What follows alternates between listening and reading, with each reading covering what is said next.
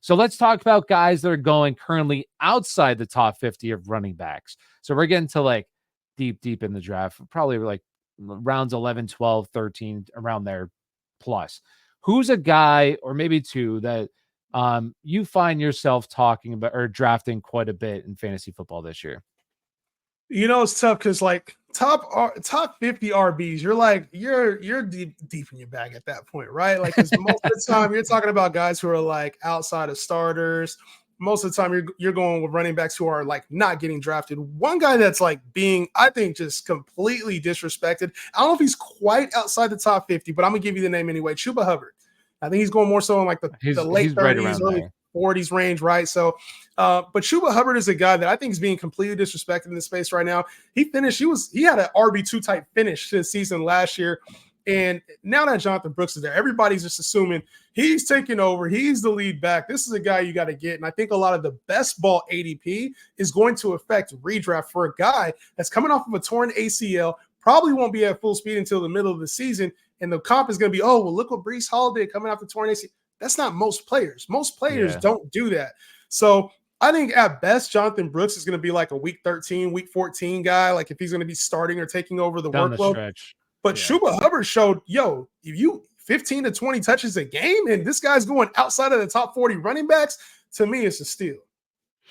No, I'm big on Jonathan Brooks, but it does give me like, I've always had it in the back of my mind. What if that team's just not very good and they starts the season on PUP and then he's sitting there, week 6, and it's like, what if they start 0-6? And it's like, should we give this guy a full workload? Like we know with running backs, once you start loading them up, just more wear and tear for him as the season progresses. So you're in on Jonathan. I'm completely out on Jonathan. Oh, I like Jonathan. I think he'd be a good player, but like I'm completely out on him as far as redraft. I like him in like on sleeper right now. And it also depends once again, because I do think that there could be some big hype with Jonathan Brooks that really shoots him up the draft board. Right now he goes like on sleeper 8th roundish. And I like that just because the players are like, starts to get like, just take your guy, kind of range. So, but I wouldn't be shocked if Brooks could potentially start on PUP.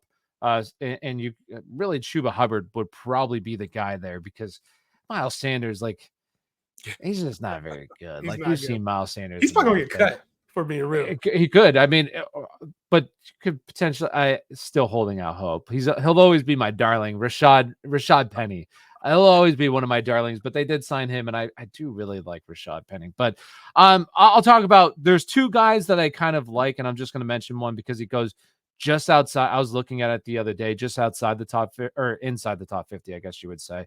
And that's Kimani Vidal. Like, I know a lot of people like Gus Edwards, J.K. Dobbins, and he's currently going in like rounds 12-ish range. And it's just a guy that like Gus Edwards is, in my opinion, a jag. He's just a guy. Like, is he good enough to get the job done? 100%, 100%. But what if Kimani Vidal just comes in here and he's really explosive and he's a pretty good back in the receiving game, and he could be in college? He was a 3-down back. He has a 3-down skill set. He has size. He has athleticism.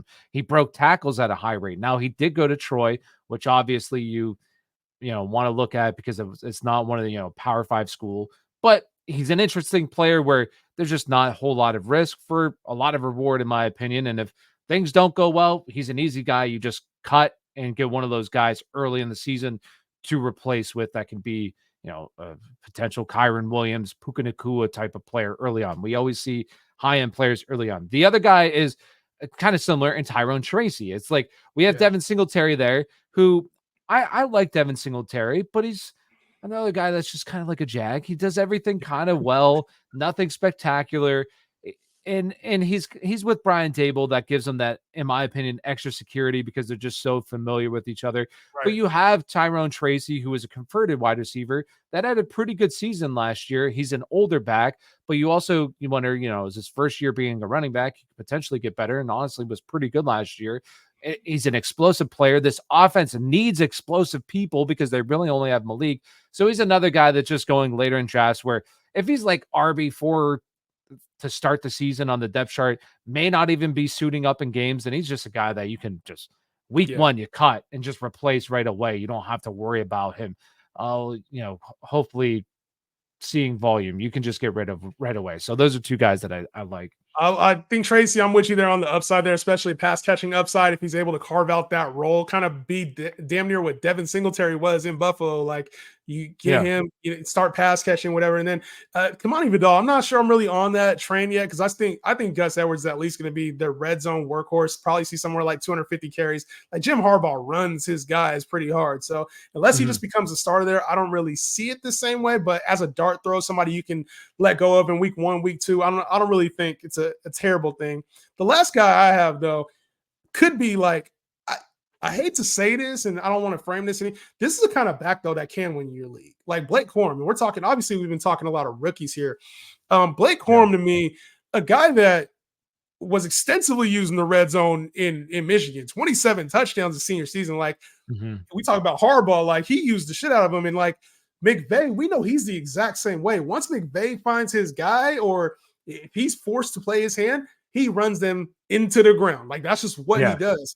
So for me, if Kyren, if he does come up and he's injured at all, or if maybe he's a step slower than he was last year, like Blake Corum, bro. If he's a priority target in the double digit rounds. If he gets full touches at any point in time in a year, it's a wrap. That dude might be. Well, you're talking if Kyren Williams goes down, he's probably a top 5 back in fantasy. It's hard to say that, but you could be right, bro. Like top 5, and I think he's gonna be using the red zone more. Like I think even coming into the season in a workload, you could potentially, and that's kind of what's happening in fantasy football. Is you just have like obviously if Kyren Williams was going to be the guy, he'd be a guy that you'd be drafting mid-first round. Like there'd be no question in my mind that that's where you'd be going. But you do have the hesitation that Blake Corum was drafted in the 3rd round, and just for me, it's like when I see Blake Corum, and he's a lot of times there in 11th round. Sometimes it is the 10th round that you got to take him. So it's kind of like him or Chase Brown, but like. Who has the upside? It's like Blake Corum, because once again, if Kyren goes down, like in my opinion, you have a top 5. Like I don't even think it's that crazy. Like you just have a guy that, once again, you said Sean McVay is going to trust. He's basically Kyren Williams. He's going to see a ton of volume in that offense, and an offense that's always been good for running backs. And we've seen guys like Darrell Henderson, who is really not good in real life football, but for fantasy football was a back end RB1 when he was the guy when Cam Akers went down with Achilles. So no, I love that. And that's why I always tell my followers this is like back end, like later in the draft, just target some of these rookie running backs, because you don't know what's going to happen with them. We don't know what their ceiling is. And if they get the job, like, I mean, damn, like these could be guys that could be really, really good in fantasy football, that all rookies are always discounted a little bit because we don't know how good they actually are. So they're always guys that, I don't want to say always pay off, but a lot of times just pay off taking over. Like, hopefully you're not big on this guy, but like Adam Thielen, like what the hell? Like what are we doing with Adam Thielen? Like, last year, sure, but like, come on, he fell off the second half of the year. Why the hell is he going around? Once again, he's going around a guy like Tyrone Tracy. I mean, are you kidding me?